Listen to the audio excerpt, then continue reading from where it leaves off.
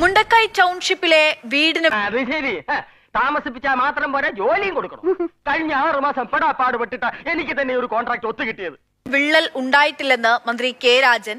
മേൽക്കൂരയിൽ വെള്ളം കിരിഞ്ഞു വന്ന പാടുണ്ട്. വീട് കൈമാറിയിട്ട് പ്രശ്നം വന്നാലാണ് ഗൌരവം. താമസിക്കാൻ തുടങ്ങിയ ശേഷം പ്രശ്നങ്ങൾ വന്നാൽ ഊരാളുങ്കൽ സമാധാനം പറയേണ്ടി വരും. അത് സർക്കാരിന്റെ ഗ്യാരണ്ടിയാണെന്നും മന്ത്രി രാജൻ.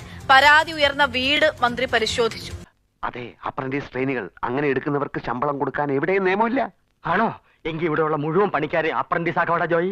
കഴിഞ്ഞ ദിവസം ഊരാളുങ്കലിന്റെ സിഇഒ ഈ കാര്യങ്ങൾ വിശദീകരിച്ചിരുന്നു. അദ്ദേഹം പറഞ്ഞ കാര്യങ്ങൾ തന്നെയാണ് മന്ത്രി ആവർത്തിക്കുന്നത്. അതായത് ഇത് സ്ലാബിലുള്ള ഒരു വിള്ളലല്ല, ഈ ചൂട് കൂടിയ സമയത്തുണ്ടാകുന്ന അവർ പ്രത്യേക ഒരു ടെക്നിക്കൽ ഷ്രിങ്കിങ് ക്രാക്ക് എന്ന് ഇന്നലെ അവർ വിശദീകരിച്ചതുപോലെയുള്ള ഒരു സംഭവമാണ്. അത് ഊരാളുങ്കൽ കമ്പനിയുടെ തന്നെ ക്വാളിറ്റി ചെക്കിങ്ങിന്റെ ഭാഗമായി നടത്തിയ പരിശോധനയിലാണ് ഇത് കണ്ടെത്തിയതെന്നും അവർ ഇന്നലെ വിശദീകരിച്ചിരുന്നു. അത് ക്യൂർ ചെയ്യാനുള്ള, അത് പരിഹരിക്കാനുള്ള നടപടികൾ ഇതിനോടകം തുടങ്ങിക്കഴിഞ്ഞിട്ടുണ്ട് എന്നും പറഞ്ഞിരുന്നു. അത് തന്നെയാണ് മന്ത്രിയും വിശദീകരിക്കുന്നത്.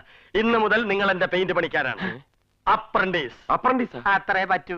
അല്ല, കൂടുതലൊന്നും ചോദിക്കണ്ട. അപ്പൊ എല്ലാം പറഞ്ഞതുപോലെ.